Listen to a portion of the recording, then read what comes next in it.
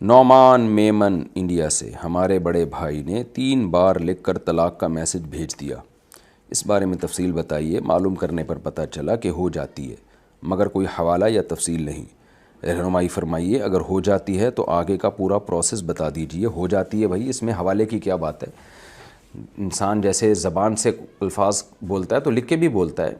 تو موبائل میں لکھنا ایک طریقہ ہے۔ آپ یہ ایسے ہی ہو گیا جیسے بیوی کو گالی لکھ کے بھیجیں، اس کو غصہ آیا تو آپ کہیں کہ گالی کیا لکھنے سے ہو جاتی ہے؟ جو تمہیں غصہ آ رہا ہے صرف بولنے سے ہوتی ہے، لکھنے سے تھوڑی ہوتی ہے۔ تو وہ بھی جواب میں ایک اس سے بڑی گالی لکھ کے بھیج دے گی آپ کو پھر، اور کہے گی ٹھیک ہے، جب آپ کے لکھنے سے گالی نہیں ہو رہی تو میرے لکھنے سے گالی کیوں ہوگی؟ تو دنیا میں جتنے بھی ایگریمنٹ زبان سے ہوتے ہیں، ریٹن بھی ہوتے ہیں، تو شریعت میں بھی ایسے ہی ہے، جب زبان سے ہوگی تو لکھ کے بھی ہوگی۔ تو اگر 3 دفعہ لکھ دی ہے تو 3 طلاقیں ہو گئی ہیں۔ اب اس کا پروسیس یہی ہے کہ بیوی حرام ہو گئی ہے، آپ کے بھائی کی جو وائف ہیں وہ ان پر حرام ہو گئی ہے، اور اب جب تک جو ہے وہ جو ہے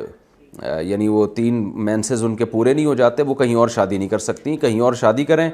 اور اس شوہر کے ساتھ رات بھی گزارے اور اسی کے ساتھ زندگی گزارے، پھر اتفاق سے کہیں وہ شوہر طلاق دے دیتا ہے یا اس کی ڈیتھ ہو جاتی ہے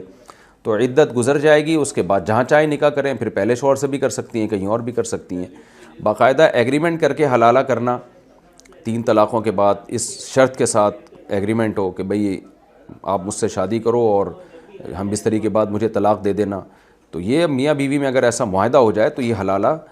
ناجائز ہے۔ حلالہ تو پھر بھی ہو جائے گا، اس لیے کہ قرآن نے جو پروسیس بیان کیا ہے